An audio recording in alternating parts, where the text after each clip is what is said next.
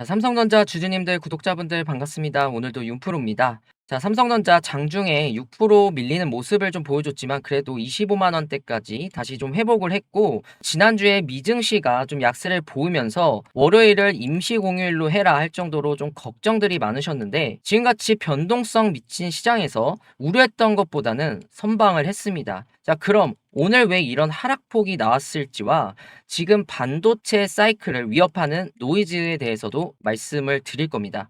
꼭 집중해서 좀 들어보시고요. 도움이 되셨다면 나중에라도 구독과 좋아요는 한 번씩만 부탁드리겠습니다. 자, 보통 오늘 같은 장에는 정말 외인이 미친 듯이 던졌습니다. 그거를 이제 개인이 좀 받는 구조였고요. 그리고 신고가 이후 계속해서 외인의 매도세가 강하게 나왔지만 최근에는 순매수로 전환된 걸 보실 수 있습니다. 그리고 오늘 같은 경우에는 개인과 이제 외인이 전부 좀 매수세로 돌아서는 걸 볼 수 있습니다.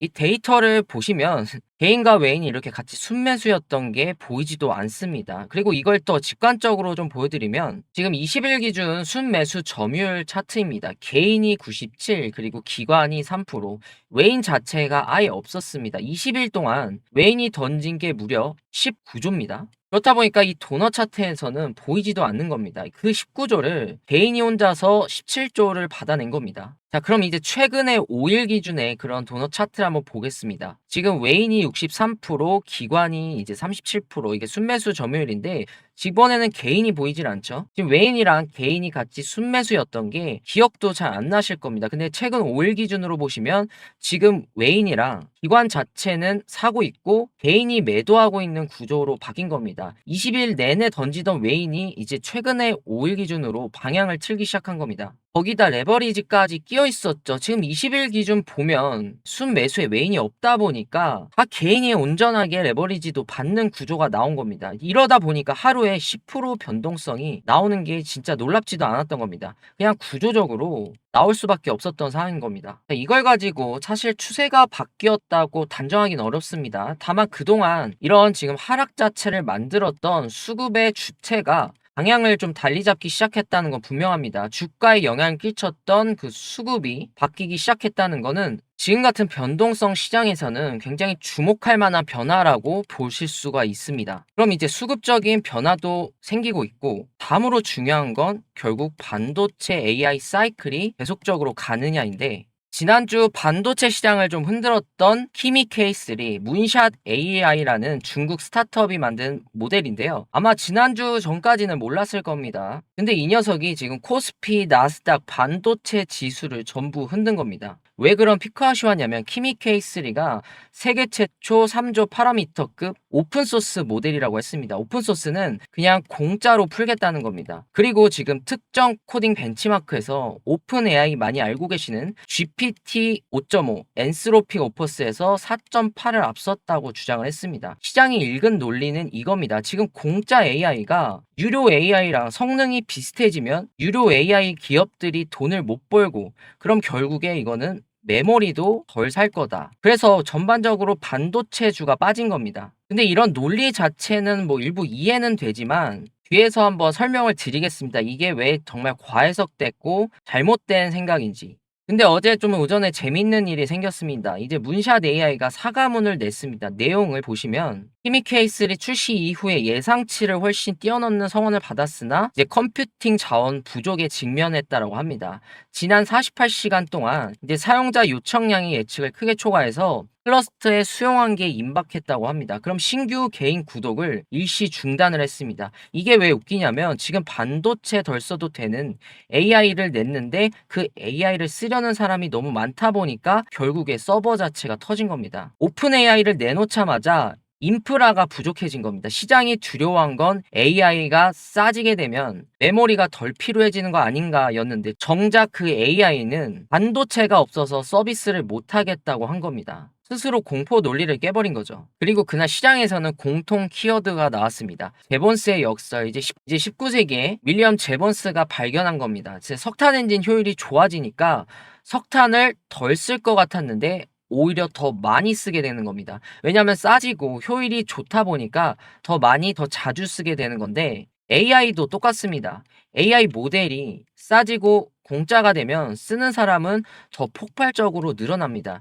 지금 키미 K3가 터진 게 바로 그 증거입니다. 공짜로 풀었더니 서버가 48시간 만에 터졌습니다. 쓰는 사람이 늘어나면 어떻게 됩니까? 그걸 돌릴 서버가 필요하고 결국 서버에는 메모리가 들어가고 데이터 센터가 지어져야 되고 AI 모델 가격이 공짜가 돼도 이걸 돌리는 물리적 인프라 수요는 결국 0이 될 수 없는 겁니다. 오히려 더 커지고 있고 그리고 키미 K3가 널리 활용되어도 이 최신 D램과 이 SSD를 포함한 범용 메모리 수요 자체는 오히려 더 증가할 것이라고 얘기합니다. 그러면서 메모리 공급 업체에 대한 건설적 시각을 유지한다고 했습니다. 자, 여기서 세미 애널리시스도 키미 K3를 실제로 돌리려면 뭐가 필요하냐? 결국 모델 가중치를 저장하는 데만 HBM이 1.5TB나 필요하고 거기다 추론을 할 때마다 D램과 SSD가 폭넓게 쓰인다고 했습니다. 그리고 키미 K3가 896개의 그런 전문가 모듈을 사용하는데 이걸 와이드 EP라고 합니다. GPU끼리 서로 데이터를 주고받는 통신량 자체가 어마어마합니다. 그 통신이 늘어나게 되면 결국에는 메모리 수요가 오히려 증가합니다. 즉 효율적으로 만들었는데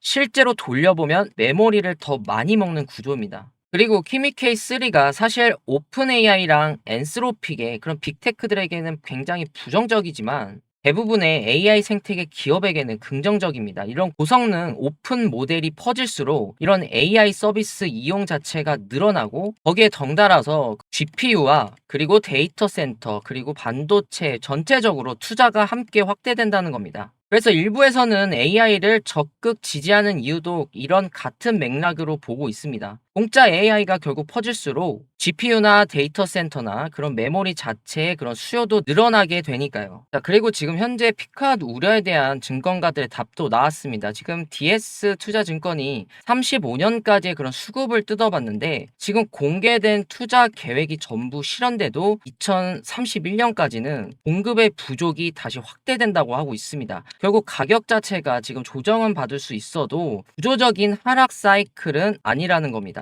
숫자로 보셔도 지금 AI용 D램 비중이 35년까지 40%까지 늘어나는데 수요 증가 속도가 연평균 13%로 증가할 것이고 D램 4사의 그런 공급 능력 증가율은 연평균 11.9%에 그친다는 얘기입니다. 이 말은 수요 증가 속도가 지금 공급을 앞선다는 구조입니다. 그리고 AI가 싸지면 투자가 줄지 않느냐는 우려에서도 AI 투자는 광고 검색, 클라우드 같은 본업 수익성을 위한 투자라 그 투자 수익률이 유지되는 한 멈추지 않는다고 했어요. 싸지게 되면 오히려 투자를 지금 더 한다는 얘기입니다. 이걸 더 풀어서 좀 말씀드리면 최근에 이제 키미 K3가 나왔습니다. 그럼 오픈 AI는 어떻게 할까요? 가만히 안 있죠. 더 좋은 걸 내놔야 합니다. 엔스로픽도 구글도 메타도 마찬가지입니다. 결국 중국이 공짜로 강한 모델을 내놓게 되면 미국의 빅테크들은 더 강한 걸 내야 한다는 압박을 받습니다. 결국에 이거는 경쟁이 지금 굉장히 가속화되는 겁니다. 이런 경쟁에서 이기려면 뭐가 필요할까요? 더 크고 빠르고 정확한 모델이 필요합니다. 이 말은 더 많은 지금 반도체가 필요하다는 겁니다.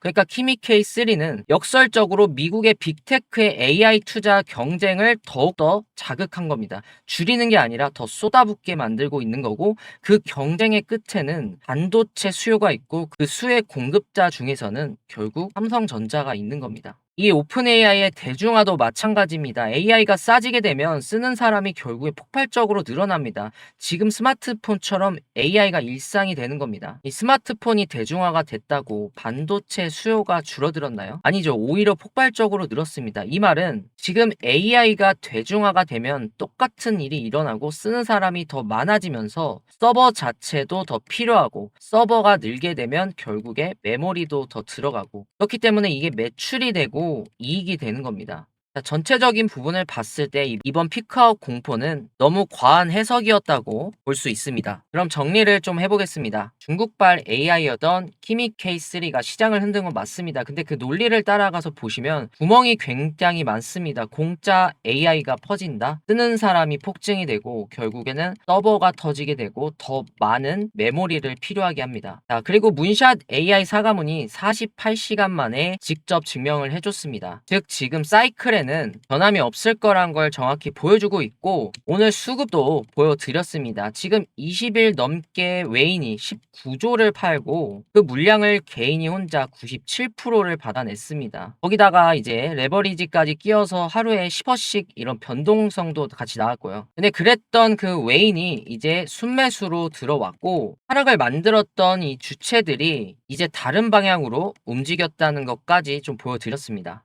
우리 주주님들 지금 시장이 굉장히 변동성이 강한 시장이기 때문에 좀 쉽지 않으실 것 같습니다. 근데 가장 힘든 구간은 언제나 좀 지나고 나서야 알게 됩니다. 지금의 흔들림도 언젠가는 과정이었다고 말할 수 있는 날이 올 것 같습니다. 그날까지 저는 계속 좀 데이터를 보고 좋은 영상으로 함께 하겠습니다. 이번 달 말부터는 이제 빅테크의 그런 실적들이 확인됩니다. 그 결과가 이제 AI 투자와 그런 시장의 방향을 다시 한번 시켜줄 가능성이 있습니다. 이런 일정들 제가 다 빠짐없이 영상으로 다 말씀드릴 겁니다. 자, 오늘 영상이 도움이 되셨다면 구독과 좋아요 한 번씩만 좀 부탁드리고요. 오늘도 수고 많으셨습니다. 윤프로였습니다. 감사합니다.